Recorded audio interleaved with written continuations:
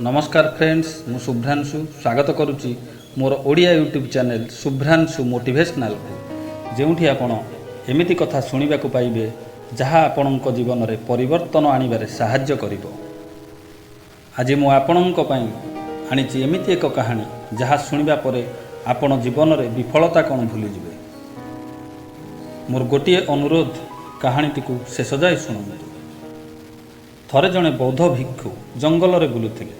से देखिले किछि लोक एक महू फेणा को गछरु काटि नेबा पई खूब दम रे लागि पड़ुछन्ति। सेमान निया लगाई महुमाछी को घौड़ाई देले। किछि महुमाछी जली मरी गले, आउ किछि महुमाछी निया धासरु बर्तिबा पई दूर को उड़ी चली गले। शेषरे सेही लोक माने महू फेणा को काटि जंगल रु बाहरी गले। एही दृश्य को देखि बौद्ध भिक्षु को बहुत कष्ट हैला। से सेही गछ मूल को जाई किछि महुमाछी को मरी पड़िथिबार देखिले। दुर्बल उपरे सबलर अत्याचार देखि से बहुत दुखी हेले। से तुरंत से गछ मूल बसी पड़िले। मृत महुमाछी उद्देश्य ईश्वर को प्रार्थना कले, हे ईश्वर, एमानंक आत्मा को शांति मिलू। से बौद्ध भिक्षु जनक तांको सिद्धि बल पशुपक्षी कथा बुझी पारुथिले। से गछ मूल उड़ीथिबा एक महुमाछी सहित कथा हेले। ताको पचारिले, तुमको कष्ट हेउ नाही? लोक माने तुमर बहु कष्ट उपार्जित महू को लुटि नेले। महुमाछी एक भावपूर्ण उत्तर दे कहिला, हे महात्मा, एही लोक माने आमको बेघर करी सब लुटि नेबे बोली आमे जानिथिलु, तथापि आमे आम कर्म रे अवहेला करिनाहु। ए लोक मानकर बल अधिक। सेमाने आमर महू फेणा काटि नेबे, हेले शत चेष्टा करी मध्य महू तैयारी करिवार कला आम पाखरु लुटि पारिबे नाही। भिक्षु जनक कहिले, एहा तो सत्य कथा। ईश्वर तुमको सेही कला देइछन्ति। भिक्षु पुणी पचारिले, तुमे जो धर्म कथा कहूच ताहा वास्तव में कौन? महुमाछीटी उत्तर देला, फुलरु फुल उड़ी बुली महू संग्रह करिबा आमर कर्म आउ धर्म। आमे आम कर्म रे अवहेला कले आमको मृत्युर सामना करिबाकु पड़िबो। तेणु आमे कर्म करि चलिचु। लोक आमर महू जेते लुटिले भी आमे कर्म करि चलिथिबु। भिक्षु जनक सेही महुमाछी को पचारिले, तुमे बेघर हेला परे सेही जंत्रणा को किपरि सह्य करि पारुछ? महुमाछीटी उत्तर देला, आमे निर्दिष्ट लक्ष्य पथरे रहिछु।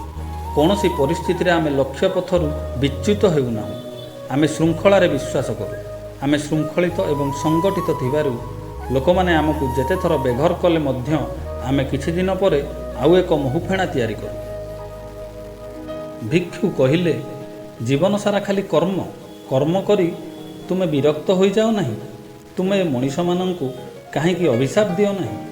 महुमाछीटी आहुरी भावपूर्ण उत्तर दे कहिला, भांगिबा हेउची मनीषर काम, गढ़िबा हेउची आमर काम।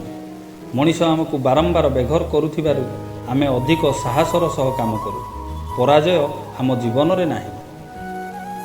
आम जीवनर अन्य नाम संघर्ष।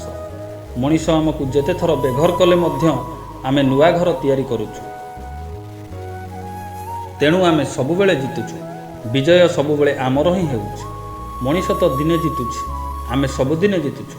कारण आम कर्म केबे बंद होई जाउनी। कर्म करी चलिबा ही प्रकृत विजय धारा। ता छड़ा मनीष आमर शत्रु हेबो काहेकि? आमे ताकू अभिशाप देबु काहेकि? आम परिश्रम रे अन्यर उपकार हेउछि, आउ सेथिपई आमे गर्वित। ए कहानी आमको यह शिक्षा देउछि कि जीवन में जदि संघर्ष नाही, जीवनर माने किछि नाही। महुमाछी जीवन सारा संघर्ष करुछि, किंतु सेमानंक मध्यरे दुख कि अनुशोचन नाही।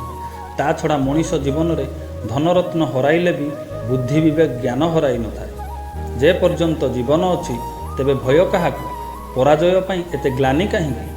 पराजयर पतन बा विफलतार सामना न करिबा बहादुरी नुहे, बरं जेते थर पड़ीगले भी साहसर सह पुणी ठिया हेबा प्रकृत विजय बा बहादुरी होइथाए। यह ही थिला महुमाछी मानंकर कहानी। हाँ सांग माने, कहानीटी जदि आपनकु भल लागिला तेबे लाइक शेयर कमेंट करने को भूलिबेनी एवं मो चैनल को सब्सक्राइब करंतु। शुभ्रांशु मोटिवेशनल रहुची। जय जगन्नाथ।